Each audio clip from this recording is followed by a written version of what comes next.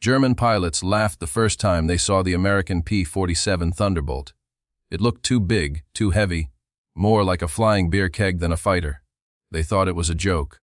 But that laughter ended the moment its 8.50 caliber machine guns opened fire, turning the skies of Europe into a storm of lead. The first time German fighter pilots saw the P-47 Thunderbolt over Europe, many of them laughed. To the Luftwaffe, this enormous machine looked more like a flying beer keg than a fighter. It was overweight, sluggish, and in their eyes, no match for the nimble Bf-109s or FL-190s that had dominated European skies since 1939. But the laughter wouldn't last. The P-47 was about to earn a fearsome reputation. Not because it was pretty, not because it was elegant, but because of sheer, brutal firepower.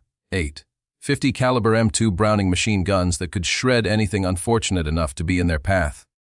By the end of the war, the Thunderbolt had become one of the deadliest aircraft in the Allied arsenal.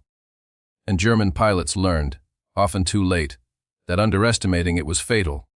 When Republic Aviation designed the P-47, the U.S. Army Air Forces wanted one thing above all: a high-altitude escort fighter that could defend bombers deep inside enemy territory. What they got was a beast. The Thunderbolt weighed nearly 10 tons fully loaded, making it the heaviest single-engine fighter of the war. Its massive Pratt & Whitney R-2800 double WASP engine delivered 2,000 horsepower, giving it speed and altitude performance that no one expected from something so big. But even more important was durability. Unlike the fragile early P-40s and P-39s, the Thunderbolt could take hits and keep flying. Pilots nicknamed it the Jug, short for juggernaut, because once it got rolling it was almost unstoppable. Still, in 1943, when the P-47 first appeared over Europe, German pilots mocked it. The Luftwaffe was full of seasoned aces, men who had fought since Spain, Poland, France, and the Battle of Britain. To them, the Thunderbolt looked like easy prey. But they were about to discover its real strength. The first lesson came when bomber formations pushed deeper into German airspace. The Luftwaffe's tactic was simple: swarm the bombers, pick them apart, and retreat before the escorts could react. For years, this worked. B-17s and B-24s suffered horrific losses. But then came the P-47. With a dive speed that could exceed 500 miles per hour, the Thunderbolt could drop out of the sky like a hammer. Its rugged airframe handled high-G maneuvers better than many German planes. And once it was in firing position, the real terror began. 8 Browning M2s meant 600 rounds per minute. A solid burst from a P-47 was like aiming 4 heavy machine gun nests at once.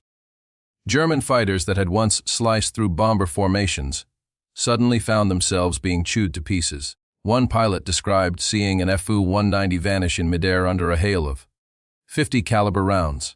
Its wings snapped, its fuselage exploding, nothing left but smoke and fragments. The laughter was gone. What truly shocked the Luftwaffe was how much punishment the Jug could take. German aces told stories of Thunderbolts flying home with half their tails shot off, oil leaking, bullet holes peppering the fuselage, and still making it back across the channel. Pilots who switched from the fragile Spitfire to the Thunderbolt said it felt like climbing into a tank with wings. For Luftwaffe fighters used to quick, surgical kills, the Jug was a nightmare. You couldn't just poke holes in it, you had to destroy it completely. And that was easier said than done, especially when a P-47 pilot opened up with those 8 Brownings. By late 1943, the Thunderbolt had flipped the air war on its head. Instead of German fighters hunting American bombers, the P-47s began hunting the hunters. Their favorite tactic was the bounce. From high altitude, Thunderbolts would dive at incredible speed, unleash a devastating burst, then climb away before the enemy could react. Luftwaffe squadrons started losing experienced men at an alarming rate. Every time they underestimated the Jug, another ace went down. But the story didn't end there. The Thunderbolt evolved. In 1944, drop tanks gave it the range to escort bombers all the way to Berlin. At low altitude, it became one of the deadliest ground attack aircraft of the war. With bombs, rockets, and machine guns, it could obliterate trains, convoys, and airfields. German civilians soon learned to fear the howl of its engine. Soldiers called it the milk bottle of death, because it could appear out of nowhere, spitting fire and iron. By the Normandy invasion, the Jug was not just a bomber escort, It was a hammer-smashing German logistics, rail lines, and armored columns. For Luftwaffe pilots, the psychological toll was immense. At first, they believed the Thunderbolt was too slow, too heavy, too clumsy. But as more and more comrades fell, their confidence evaporated. One German ace admitted after the war, "We laughed when we saw the Thunderbolt. We stopped laughing when its guns opened up." Another recalled the terrifying moment when his wingman's aircraft disintegrated in front of him, cut apart by a single burst. He realized then that facing a jughead on was suicide. By war's end, the numbers spoke for themselves. The P-47 had destroyed over 7,000 enemy aircraft in the air and another 6,000 on the ground. It flew more than 500,000 sorties and dropped over 130,000 tons of bombs. German pilots who once mocked it now respected it as one of the deadliest machines in the sky. And American pilots who flew it swore by its ruggedness.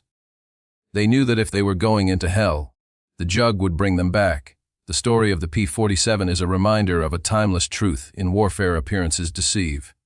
What looks clumsy, what looks awkward, what seems laughable, can turn out to be the deadliest threat of all.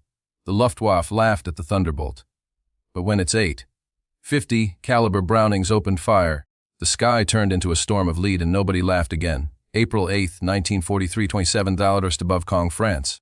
The oxygen mask couldn't hide Oberleutnant Ralph Hermichen's smirk as he watched the ungainly silhouettes climbing laboriously toward his formation through the crystal-clear canopy of his faller. Wolf 190A5. The veteran ace of Jagdgeschwader 26 studied the American fighters making their combat debut over occupied Europe.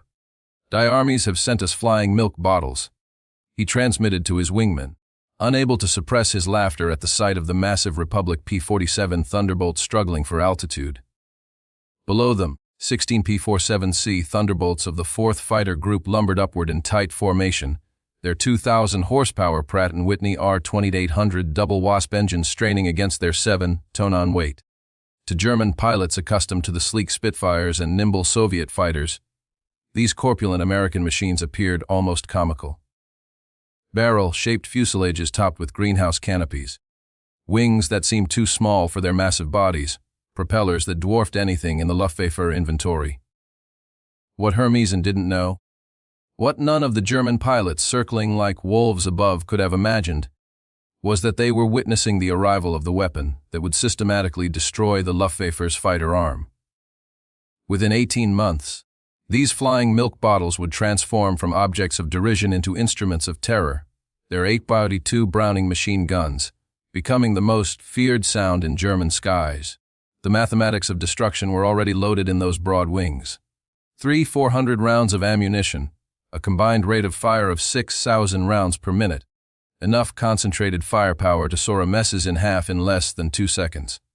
The transformation began that April morning when Major Donald Billy, commanding the 335th Fighter Squadron, spotted the German formation positioning for attack. The former Eagle Squadron veteran, who had transferred from RAF Spitfires just weeks earlier, understood what his men didn't yet know. That survival in the P-47 required abandoning everything they thought they knew about air combat. The Thunderbolt represented a radical departure from conventional fighter design philosophy.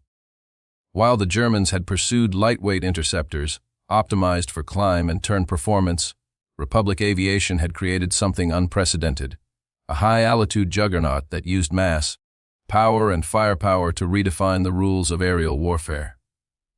Among the 56 American pilots spread across the French sky that morning were men who would become legends, future aces whose names would strike fear into Luftwaffe hearts. But on April 8, 1943, they were novices in an untested machine, facing the most experienced fighter force in the world. The Germans had been fighting continuously since 1939 with veterans of Poland, France, Britain, and Russia.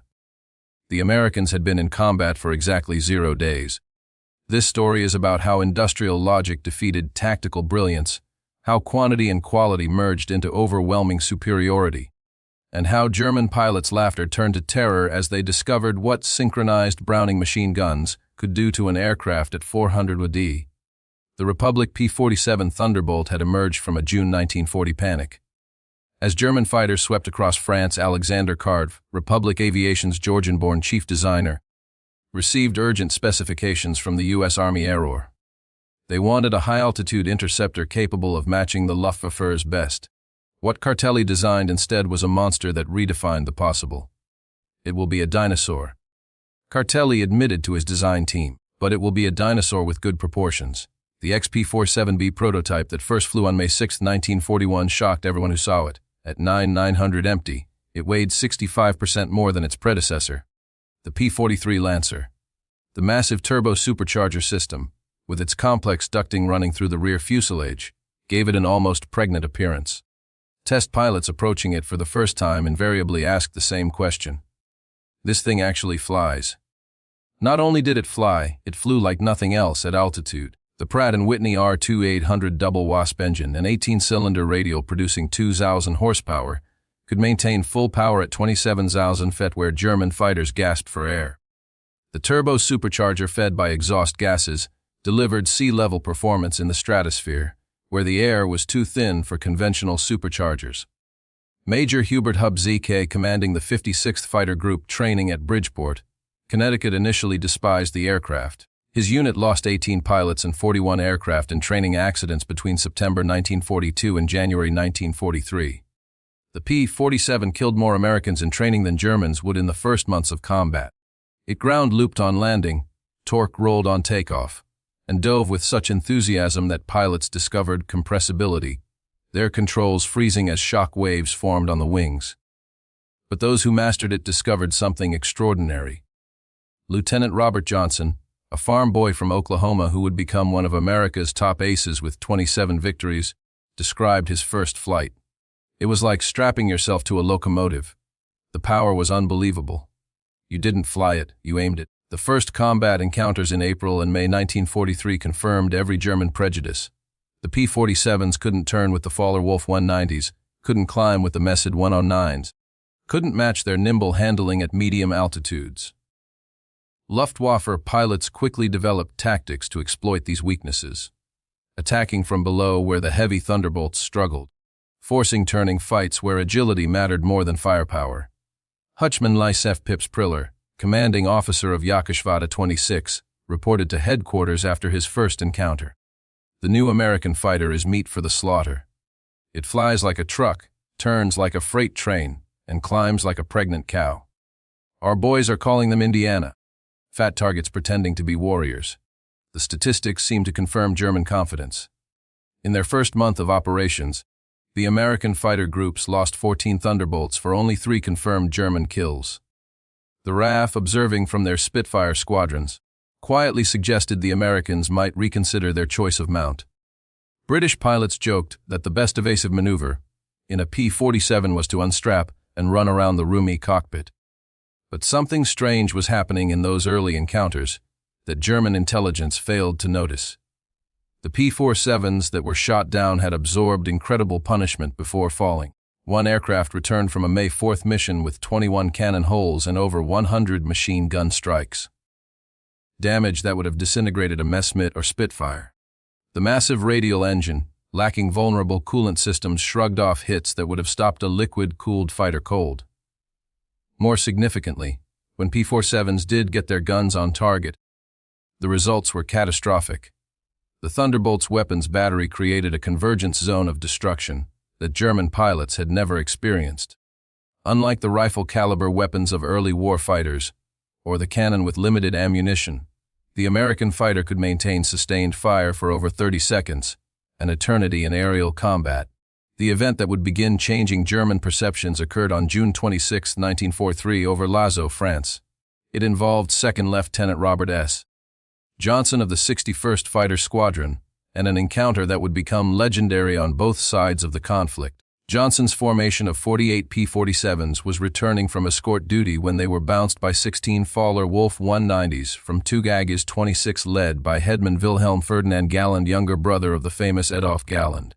The Germans executed a perfect attack, diving from the sun with overwhelming speed advantage.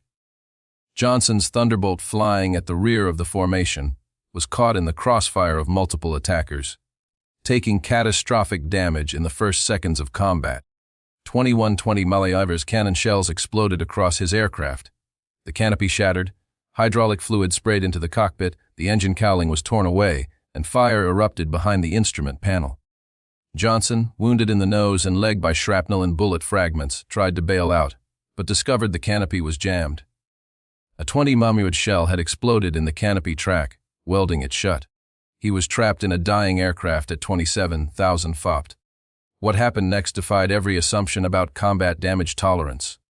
Despite having no forward visibility through the oil-covered windscreen, a barely functioning engine that shook violently, and controls that responded only intermittently, Johnson managed to level the aircraft and point it toward England.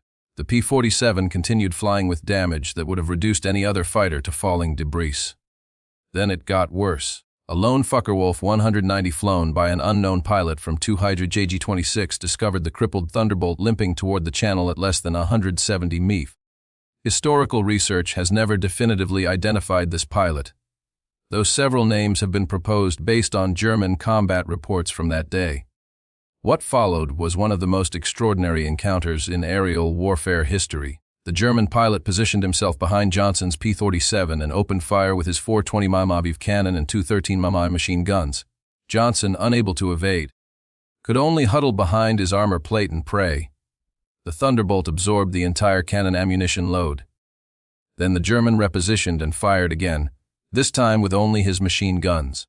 The cannon ammunition exhausted, the German pilot pulled alongside, staring in disbelief at the flying wreck. Johnson could see his face clearly, young, blonde, his expression shifting from confidence to confusion to something approaching fear. The German repositioned and emptied his remaining machine gun ammunition into the Thunderbolt. Still, it flew. He pulled alongside again, shook his head in apparent amazement, gave an informal salute, and peeled away, presumably out of ammunition. Johnson's P-47 landed at Manston with its engine failing on the runway. The crew chief stopped counting bullet holes after reaching 200. One cannon shell had exploded inches from Johnson's head. Another had detonated against the armor plate behind his seat. The engine had taken direct hits. The control cables were partially severed. 3 of the 4 main longerons, the structural backbone of the fuselage, were shot through. Yet, the aircraft had brought him home. The survival of Johnson's aircraft sent shock waves through both air forces. American engineers studying the wreckage realized they had underestimated their own creation. German intelligence receiving combat reports from 2nd Section of Jägerschwadron 26 initially refused to believe it. No aircraft could absorb that much punishment, but testimony from multiple pilots confirmed the impossible. The Thunderbolt had taken everything the Luftwaffe's best fighter could deliver and survived. By July 1943, American pilots were learning to exploit the P-47's true strengths. Lieutenant Colonel Hubert Zena, the 56 Fighter Group commander, had discovered the secret through brutal trial and error. Don't turn with them. Don't climb with them at low altitude. Use your weight. Use your power. Use your guns. The Thunderbolt's massive weight, initially seen as a disadvantage, became a weapon. In a dive, nothing could catch it. From 30 Zaudenpfeift, a P-47 could reach 550 mph faster than any German fighter could achieve, even in a vertical dive. This speed could be converted to altitude in a zoom climb that left pursuing fighters helplessly behind. Captain Walker Bard Mahurin, who would become one of the first American aces in Europe, developed what became known as the boom and zoom tactic, though pilots called it the Thunderbolt turkey shoot. Instead of engaging in traditional dogfights, P-47 formations would climb to 30,000 ft, higher than German fighters could effectively operate. When Luftwaffe fighters appeared below, the Thunderbolts would roll inverted and dive, reaching speeds that made deflection shooting impossible for defending Germans. At the bottom of these dives, the American heavy machine guns would speak. German pilots who survived described it as facing a wall of lead, the combined firepower creating an impenetrable zone of destruction. Aircraft caught in this convergence pattern didn't just fall, they disintegrated. The true revelation of American firepower came during the August 17, 1943 dual raid on Schweinfurt and Regensburg, the deepest penetration into Germany attempted to that date.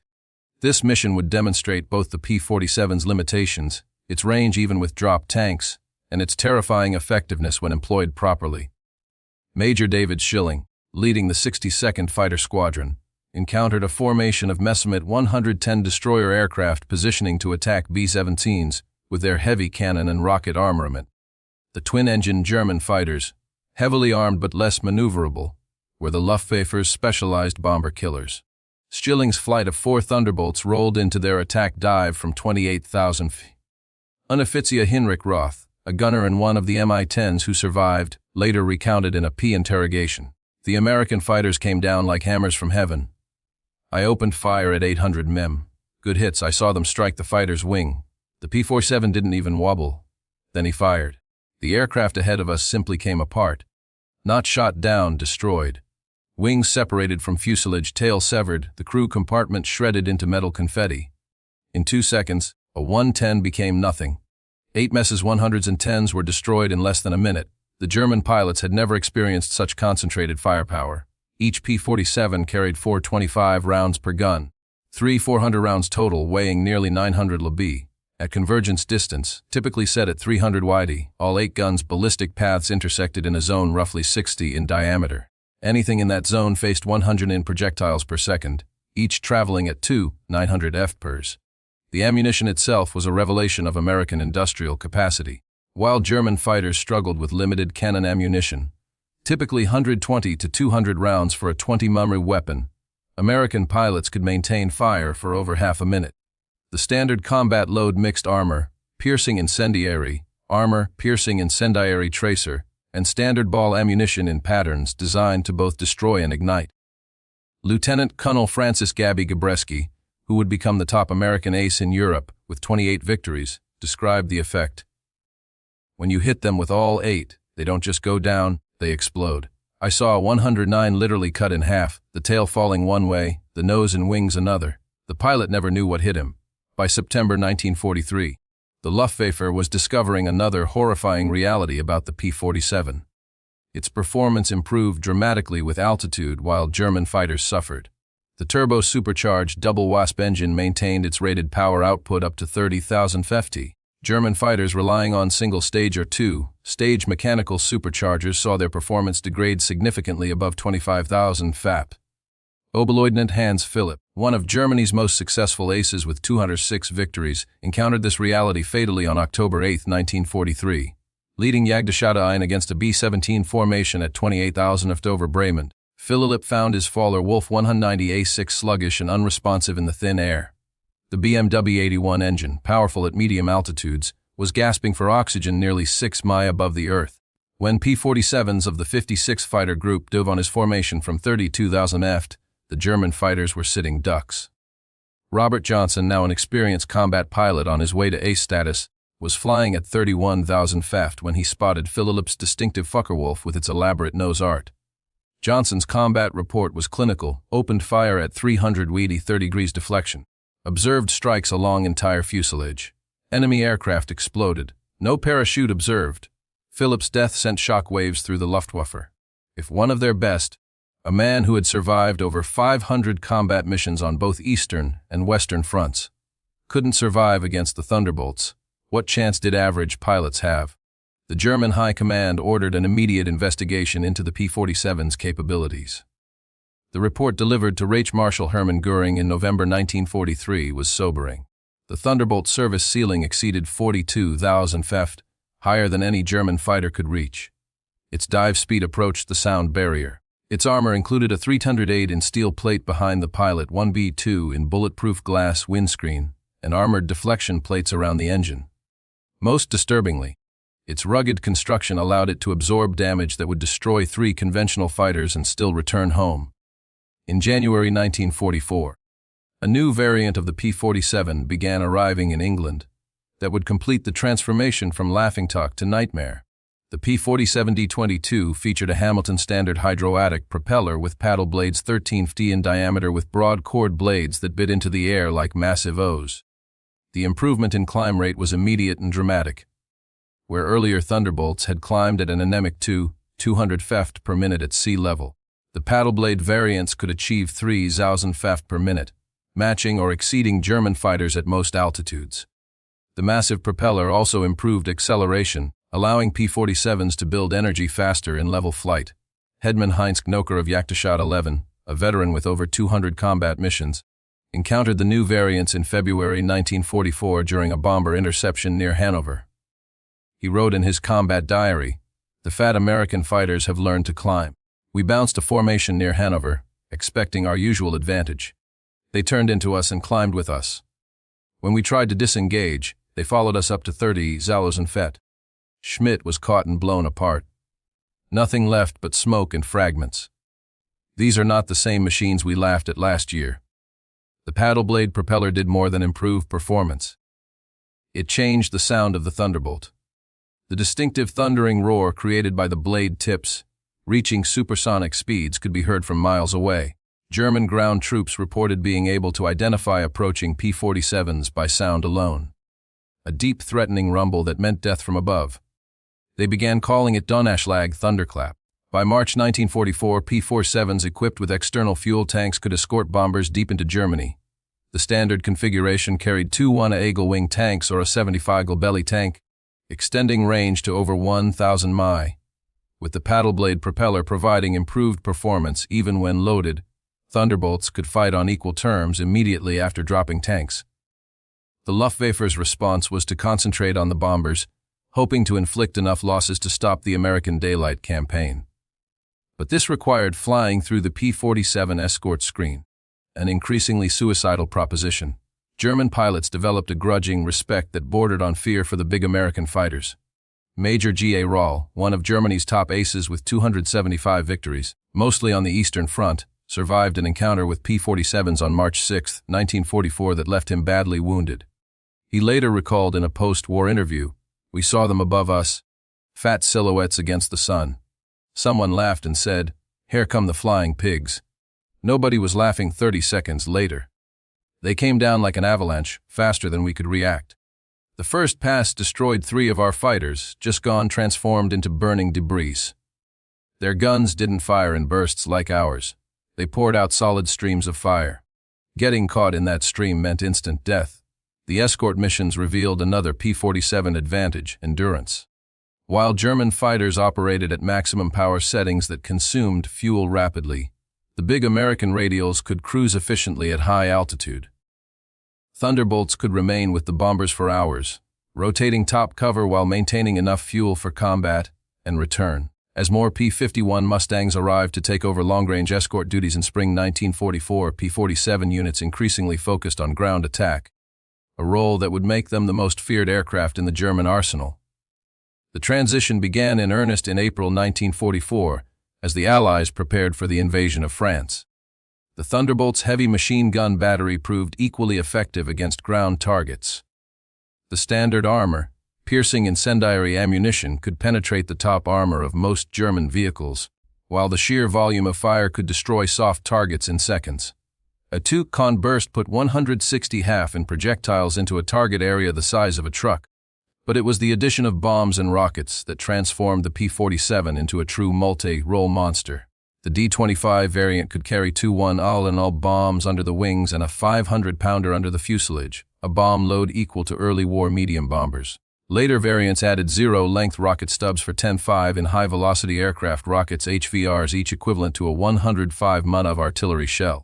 Oberst Hans von Luck, commanding the 125th Panzer Grenadier Regiment during the Normandy campaign, experienced P-47 ground attacks firsthand. They came in low, so low you could see the pilots' faces.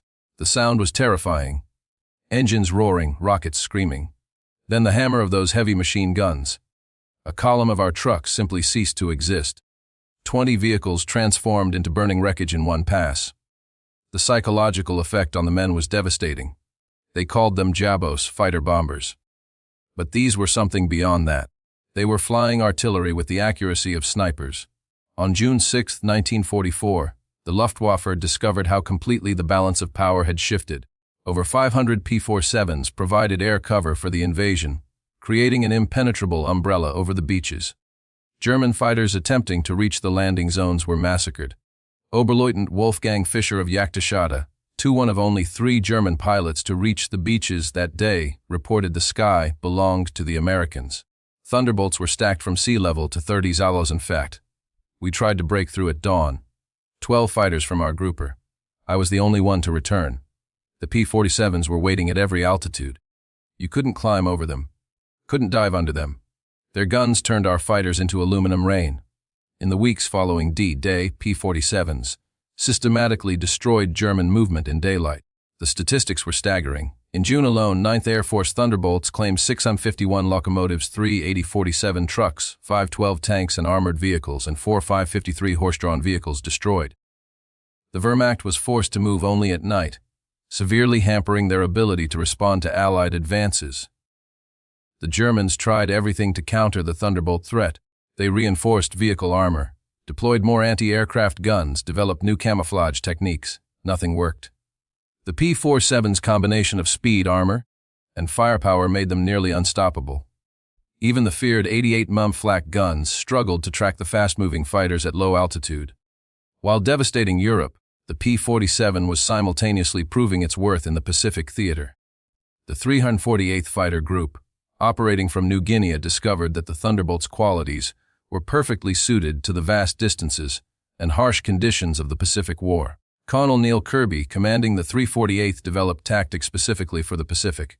On October 11, 1943, Kirby led 4 P-47s against 40 Japanese aircraft over Waiwak, shooting down 6 enemy planes himself in a single mission, earning him the Medal of Honor. The Japanese, accustomed to fighting nimble but fragile American fighters, were unprepared for the P-47's combination of firepower and durability. Japanese ace Saburo Sakai, who encountered P-47s over New Guinea, later wrote, "We called them monsters. Our 20 mm cannon, which could destroy a P-40 with a few hits, seemed to have no effect. I put dozens of rounds into one Thunderbolt and watched it fly away. Their return fire was terrifying. Streams of heavy bullets that tore aircraft apart." The P-47N, developed specifically for the Pacific, featured increased fuel capacity with wet wings holding 93 gallons each, extending range to 350 mi. This variant would escort B-29s to Japan, proving that the short-legged fighter of 1943 had evolved into a true long-range weapon. Perhaps the ultimate vindication of the P-47's evolution came in its encounters with German jet fighters. The Messerschmitt Me-262, with its 540 mph top speed, should have been untouchable by propeller-driven fighters. But Thunderbolt pilots discovered they could catch jets in 2 situations: during takeoff and landing, when jets were most vulnerable, and in high-speed dives from altitude. On November 27, 1944, Lieutenant Colonel John C. Mayer of the 352nd Fighter Group became one of the first pilots to shoot down an M262 with a P-47. Diving from 28,000 Meyer's Thunderbolt reached speeds approaching 500 mph, fast enough to catch the jet in level flight. The jet pilot, confident in his speed advantage, never saw the diving P-47 until Meyer's guns opened up at 400 d. Meyer's combat report noted, "The enemy aircraft disintegrated under fire. Large pieces, including both engines, separated from the fuselage. The pilot did not escape. The concentrated fire of 850 caliber guns proved more effective than we anticipated against jet aircraft." By early 1945, specialized P-47M variants were deployed specifically to counter German jets and V-1 flying bombs. With water methanol injection boosting power to 800 horsepower and refined aerodynamics, these ultimate Thunderbolts could reach 470 mph in level flight at 30,000 feet, fast enough to intercept even jets under certain conditions. Major George Bostwick, commanding the 6th Third Fighter Squadron equipped with P-47s, shot down 2 M262s in March 1945. His tactical report emphasized firepower over speed. "The jets are faster, but they can't turn and they can't take punishment. One good burst from our battery, and they come apart like they're made of paper. They have to slow down to attack bombers. That's when we get them." The ultimate demonstration of American industrial might came during Operation Bodenplatte, the Luftwaffe's desperate attempt to destroy Allied air power on January 1, 1945. Nearly 900 German fighters, including their best remaining pilots, launched surprise attacks on Allied airfields across Belgium and the Netherlands. At Y-34 airfield near Metz, home to the 365th Fighter Group's P-47s, the attack initially succeeded. German fighters destroyed 22 Thunderbolts on the ground along with several other aircraft. A captured German pilot, brought to the command post, pointed at the burning aircraft and taunted, "What do you think of that?" Major George Brooking's response became legendary throughout the 9th Air Force. He pointed to the flight line where ground crews were already pushing damaged aircraft aside and preparing hard stands for replacements. By tomorrow, we'll have 40 new ones. How long will it take you to replace your pilots? The German pilot's smirk disappeared. Within 48 hours, factory-fresh P-47 D-40s filled the flight line. Flown in from depots in England, the Luftwaffe lost 271 aircraft and 2 D-13 pilots in Bodenplatte, including many irreplaceable instructors and squadron leaders. These losses they could never replace. The Americans lost 134 aircraft total across all attacked airfields, all replaced within a week. The numbers told the story of inevitable defeat. Republic Aviation produced 15,683 P-47s during the war, more than any other American fighter. At peak production, the Farmingdale factory on Long Island completed one Thunderbolt every hour around the clock. The Evansville plant in Indiana, built from empty farmland in 1942, was producing 500 aircraft per month by 1944. Each P-470 required 65,000 individual parts, 8 mi of electrical wiring, 2,000 of aluminum, and 300 of rubber. The engine alone contained 400 individual components machined to tolerances of thousandth of an inch. Yet, American workers, many of them women who had never seen an aircraft before Pearl Harbor, assembled these complex machines with precision that exceeded peacetime standards. The ammunition production was equally staggering. Each P-47 sortie required 400 rounds of 50 caliber ammunition, with hundreds of Thunderbolts flying daily missions. Ammunition consumption exceeded 10 million rounds per month by mid-1944. The Lake City Arsenal in Missouri, one of several ammunition plants, produced 30 million rounds monthly. Each cartridge was manufactured to tolerances measured in 10,000 of an inch, ensuring reliable feeding through the synchronized gun mechanisms. The fuel consumption was enormous. Each Thunderbolt burned 100 gal per hour in normal flight, up to 300 gal in combat with water injection engaged. The 9th Air Force alone consumed over 25 million gallons of aviation fuel monthly by late 1944. All of it shipped across the Atlantic in tankers that were themselves products of American mass production. Even more impressive than aircraft production was pilot training. By 1944, the United States was graduating 30,000 pilots annually from advanced training, more than Germany had trained in the entire war. Each P-47 pilot received a minimum of 400 hours of flight training before entering combat, including 100 hours in advanced fighters. German pilots, by contrast, were entering combat with less than 100 hours total time by war's end. The quality showed in combat. American pilots arrived in Europe trained in formation flying, instrument navigation, gunnery, and tactics. They had practiced against captured German aircraft, understanding their enemy's capabilities and limitations. They knew their aircraft systems intimately, having studied technical manuals that German pilots never received. Lieutenant Eugene Roberts, arriving in England in September 1944, exemplified the American training advantage. I had 420 hours in my log book, including 75 hours in the P-47. I'd fired at towed targets, practiced deflection shooting, studied gun camera film from actual combat. My first mission, I knew exactly what to do. The German pilot I faced couldn't have had half my experience. It wasn't even a fair fight. In March 1945, Oberstleutnant Sef Priller, the same pilot who had mocked the P-47s as pregnant cows 2 years earlier, was interviewed by German propaganda officials seeking to boost morale. His statement, deemed too demoralizing for publication, revealed the complete transformation in German attitudes. The Thunderbolt is the best fighter bomber ever built. Its firepower is unprecedented. Weapons that never jam, never overheat, never run out of ammunition in normal combat.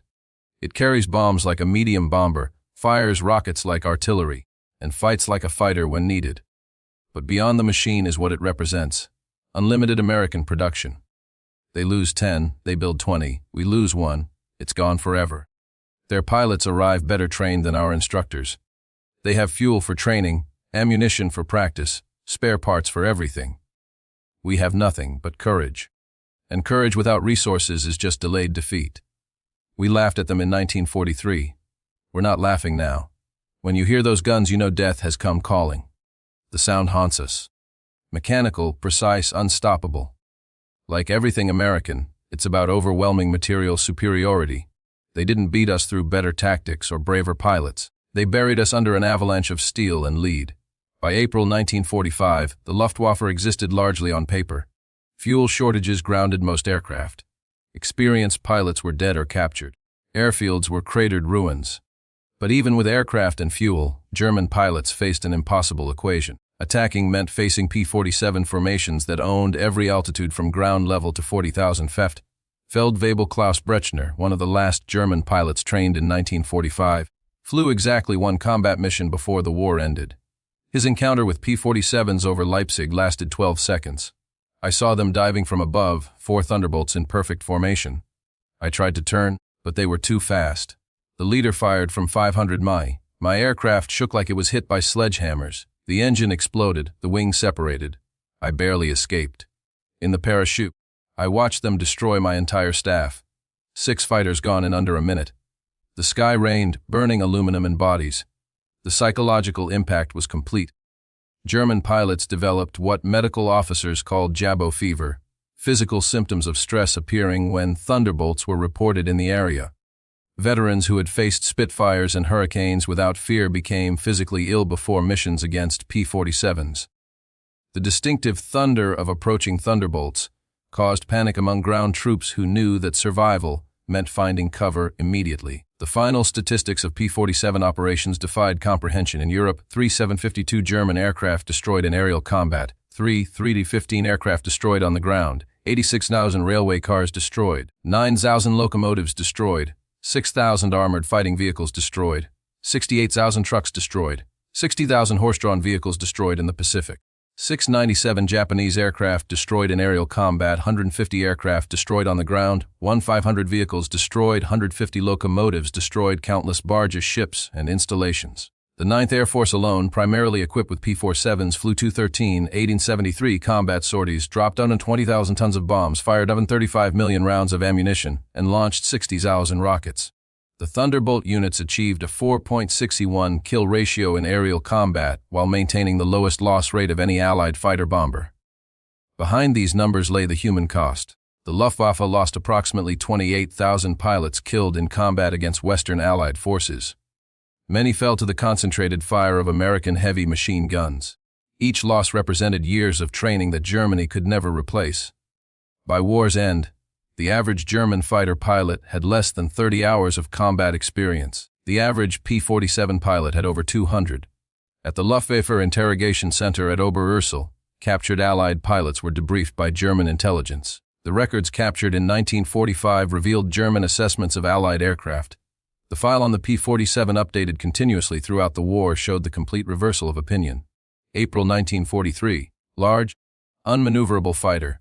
Inferior to German types in all performance parameters except dive speed. Machine gun armament insufficient against cannon-armed fighters. Assessment minimal threat. December 1943. Exceptional high-altitude performance, extreme structural strength, firepower increasingly problematic, pilots showing improved tactics. Assessment. Significant threat above 25,000 feet at June 1944, dominant fighter bomber.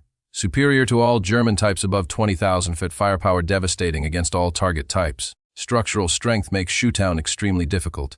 Assessment. Critical threat at all altitudes. March 1945. Best fighter bomber of the war. Combination of firepower, durability, and performance unmatched. Pilot quality exceptional, assessment unsurvivable in direct engagement. In 1985, at a reunion of German and American fighter pilots in Phoenix, Arizona, former adversaries met in peace. General Lieutenant Adolf Galland, former head of the Luftwaffe fighter arm, was asked about the P-47. His response, recorded on video, captured the complete transformation. We made a terrible mistake in 1943. We saw this big, heavy fighter and laughed. The Americans don't understand air combat. We said they built a bomber and called it a fighter. We were the ones who didn't understand. The Americans didn't try to build a European fighter. They built an American one designed around production, firepower, and survivability. They understood that in a war of attrition, the plane that could take punishment and deliver devastating firepower would win. They were right. The first time I flew a captured P-47 after the war, I understood everything. The power was incredible. It climbed like it was falling upward. The cockpit was comfortable. The visibility excellent. The controls precise. It was a pilot's aircraft wrapped in armor.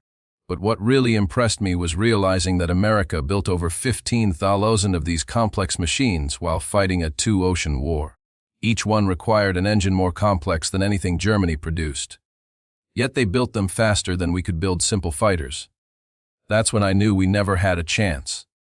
Those guns. We called them Roosevelt's piano because of the sound they made. Once you heard that sound, you never forgot it. Many of my friends heard it for the last time. The P-47 didn't just defeat the Luftwaffe, it destroyed it. The P-47's design represented American industrial philosophy perfectly. Brute force engineering backed by unlimited resources. Every component was overbuilt, overpowered, and over-engineered. The wing spars could support 40,000 lb, 3 times the aircraft's loaded weight. The engine mount could withstand 20's forces. The control cables were doubled throughout with automatic backup systems. The ammunition feed system alone was a marvel of engineering. 8 separate ammunition boxes, each holding 425 rounds, fed through electric boost motors to prevent jamming during hygiene maneuvers. The guns were electrically heated to prevent freezing at altitude. Each gun had its own charging mechanism and could be individually synchronized. The convergence was adjustable from 150 to 400 WD, allowing pilots to optimize for their preferred engagement range. Even after the war, some German veterans maintained that the P-47 won through quantity, not quality. That German fighters were technically superior, but overwhelmed by numbers. The combat records tell a different story. In engagements where numbers were equal, P-47s consistently prevailed. The heavy machine gun armament, dismissed as inferior to cannon, proved more effective in actual combat. Analysis of gun camera footage revealed why cannon shells, while individually more destructive, required precise aim and had limited ammunition, typically 120 to 200 rounds total. The P-47's weapons created a probability cloud of bullets that guaranteed hits even with imperfect aim.